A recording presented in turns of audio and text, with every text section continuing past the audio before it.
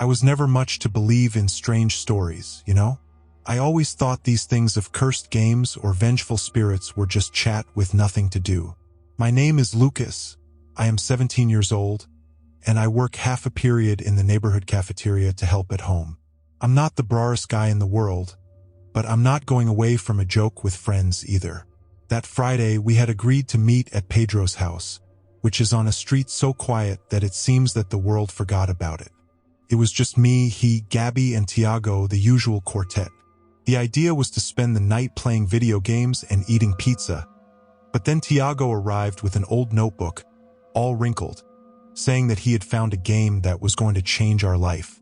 I laughed on time, but the way he said, with his eyes shining, gave me a cold in the pimple that I couldn't explain. We were dropped in Pedro's basement, a half-damp place that smelled the old mold and ink. It had a weak lamp hanging from the ceiling, flashing from time to time, and broken furniture stacked in the corner. Tiago opened the notebook and began to explain the rules of such a game. The 333 game. He said we had to turn off all the lights, sit in a circle and wait until exactly 3:33 in the morning to start. I couldn't say anything, just looking at the center of the circle until something happens. Gabby crossed his arms and snorted. Serious? This game looks like cheap horror channel on YouTube. Pedro, on the other hand, was already standing, stirring in a box full of old junk. This will be awesome. Maybe we don't record and viralize? Tiago grinned and shook the notebook. Viralize? If it works, we disappear and then we became an urban legend. I don't know why I didn't talk to stop. Maybe it was boredom or just stupid curiosity. When the clock marked 3:30, we sat on the cold floor and the silence fell heavily, as if the air had thickened around us. I can't say exactly when it started to get strange, but it was shortly after the candles were lit. Their light trembled, throwing long shadows on the basement walls, and I swear that sometimes it seemed that they moved alone, as if they had life. Tiago was serious, holding the notebook in his lap, and Gabby stirred his hair, trying to disguise the nervous. We stayed there, waiting with our cell phone watching the minutes. At 3:33, Tiago whispered for us to close our eyes and imagine a red circle among us. I obeyed, but I couldn't focus. My head was full of noises. The wind outside, the timber from the floor, and a low tinnitus that I didn't know where it came from. When I opened my eyes, I saw that Pedro was looking at the corner of the basement, his face pale.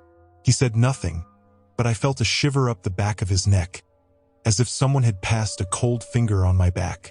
So I heard a light sound, almost nothing, like a rock drag on the floor. First I thought it was one of us, but everyone was standing with their eyes wide. Gabby held my arm tightly and whispered, with a trembling voice, "Did you hear that?" Tiago looked around, his eyes wide, and growled between his teeth. "Shut up, Gabby. If it's a joke, you don't give a rope." I looked at the center of the circle where we supposedly had to imagine the red circle, and for a second I thought I saw a dark spot there, as if the candlelight did not reach that piece.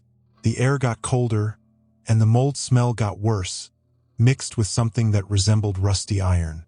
Pedro whispered that he had seen a shadow move the corner, near the old furniture, but when I looked, there was nothing, just darkness.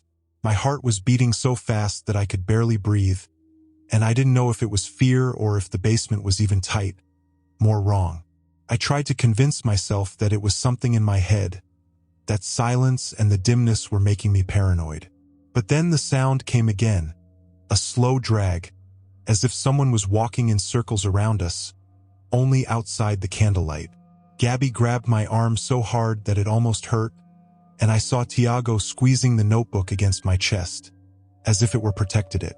Pedro took his cell phone and turned on the flashlight, pointing to the corner where he had seen the shadow, but the beam of light only showed the dusty furniture and a cracked wall. "See? There's nothing," he said, but his voice failed at the end, and I knew he didn't believe in his own words. My mouth was dry, and I felt a cold sweat dripping down the forehead, even with the cold air of the basement. That's when I realized that the buzz was louder, almost a whisper, and I swear I heard my name coming from somewhere low, hoarse, as if it was scratched in someone's throat. We tried to get up, break the circle, end that clowning, but my legs didn't obey first. It was as if the floor had stuck to me, pulling me down. Gabby started crying softly, asking to leave, and Tiago shouted for her to be quiet, saying that we had to finish the game or they would not leave us alone. I didn't even ask who they were, I just wanted to get out of there. But before I could move, one of the candles went out alone, without wind, with nothing. The flame simply disappeared, and the darkness swallowed half the circle. I looked at Pedro, and he was staring at the center, his eyes wide and his mouth. "You seeing it so?" he murmured, and when I followed his gaze, I saw what he meant. The dark spot in the middle of the circle was larger, pulsating as if he had life, and I could swear that something inside her was starting to move. My whole body trembled, and I didn't know if it was the cold or the pure fear eating me inside. The stain in the center of the circle was not just a more shadow, she was moving, stretching, as if made of a black liquid that slowly drained outside. Gabby released a stuffy scream and fell back, dragging on until he hit the stacked boxes. Tiago threw the notebook on the floor and started shouting that we had to erase the candles, that it would stop if we went out everything. But Pedro only shook his head, his eyes fixed on it, and said softly, "It's no use, they already know we're here." I didn't want to believe it, but the air was heavy, hard to pull the lungs, and the whisper with my name came back, clearer, coming from behind me. I turned fast, but there was nothing, just the damp wall and the dark. My heart was fired, and I felt a bitter taste climbing my throat. Then the second candle went out, and the basement got even darker, with only one flame shaking on the floor. The light barely came to our faces, and I saw Tiago shrink, muttering something I couldn't understand. The dark spot was almost touching Gabby's feet now, and she shouted, kicking the air as if she could push it away. I took my cell phone in my pocket, my hands slipping from sweat, and tried to call someone, anyone. But the screen just blinked, with no signal, nothing. The tinnitus became a serious sound, almost a growl, and I felt a hot breath in my neck, as if someone had breathed very close. I looked around, but my friends were all in front of me, and no one was behind me. The last candle began to blink, and I knew, in the back of the soul, that when it went out, we would no longer have to escape than it was. I could no longer think properly. Fear had turned something alive inside me, squeezing my chest and getting my thoughts. The last candle was almost at the end, the flame so small that it barely illuminated the circle, and the dark spot had turned a shape, a tall and pie thing that seemed to get off the ground. Gabby was crying loudly now, hugging his knees, and Tiago shouted for us to run. But where? The basement stairs was on the other side, and that thing was between us and the way out. Pedro took a broken chair and threw toward the shape, but she crossed like smoke, and the noise of the wood hitting the floor echoed too loudly in the silence. My whole body was shaking, and I felt hot tears running down my face, but I didn't even realize that I was crying. The growl got stronger, and I swear I saw, a pair of white eyes shining in the middle of that thing, staring at me as if I knew who I was. The candle went out at once, and the dark swallowed everything. I heard Gabby scream, but the sound cut in the middle, as if something had covered her mouth. I tried to move myself, gripping the floor with cold hands, but I only felt the empty and the cold. The hot breath came back, now on my neck, and a hoarse voice whispered my name again, so close that I felt the air stirring my hair. I got up from a jump, hitting my head on something hard, and blindly ran what I thought was the ladder. My feet stumbled, my hands grabbed the air, and I heard the others shouting, but the voices were getting weaker, more distant.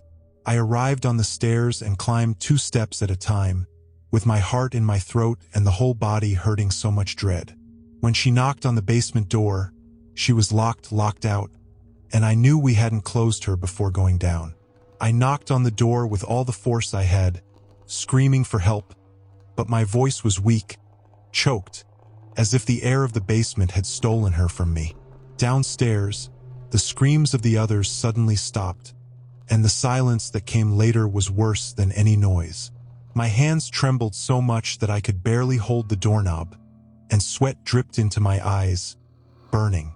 I tried to remember how we had arrived there, the game, the Tiago Idiot's notebook, the rules we followed without even thinking properly. I heard a heavy step on the stairs behind me, slow, as if climbing unhurriedly, and the same hot breath hit my back of my neck again. I turned fast, but the dark was so thick that I saw nothing. I just felt that huge and wrong presence coming over me. My chest squeezed so much that I thought I was going to pass out, and I knocked on the door again, praying to someone, anyone, open it. The door would not open. My fingers were sweaty, slipping on the doorknob. Behind me, slow, heavy steps climbed the basement steps. So I felt something touched my shoulder. A cold shiver ran through my spine. The hot breath on my neck became stronger. I pushed the door with everything, and she gave in a lock. I fell forward, hitting the knee on the floor of Pedro's room, swallowing the scream that was stuck in his throat. The moonlight entered the window, weak, but enough to show me that I was alone up there. The basement door knocked behind me, and I heard a click, as if she had locked herself alone. My whole body hurt, my legs were soft, and I crawled to the couch, trying to breathe properly. I looked at the clock on the wall, 3:45. My chest was still rising and descended fast, but at least I was out of there, or so I thought. In silence, I heard something grind in the kitchen, a light, dragged sound. My body froze. Had the others been able to leave? Pedro? Silence. Then a low tinnitus from the hallway. I thought of calling police, my mother, to someone, but my cell phone was in the basement along with the others. I didn't want to go back there. I couldn't go back there. But then I heard a noise coming from the kitchen. A slow foot drag coming towards me, and the same low tinnitus that had started it all. They had not stayed in the basement. They had climbed with me. I was paralyzed, looking at the corridor that took it to the kitchen, my heart beating so loud that it seemed to explode in my chest. The drag of the feet stopped, and for a second I thought it was just my head preaching pieces again. But then the tinnitus came back, louder, mixed with a sound that seemed someone breathing deep very slowly. I got up from the ground with my legs wobbly and took the first thing I saw, an old lamp from Pedro's table. I didn't know what I was going to do with it, but I needed something in my hands. The moonlight threw long shadows around the living room, and I saw a dark shape in the corner, near the kitchen door, tall, Pi, just like what had climbed off the floor in the basement.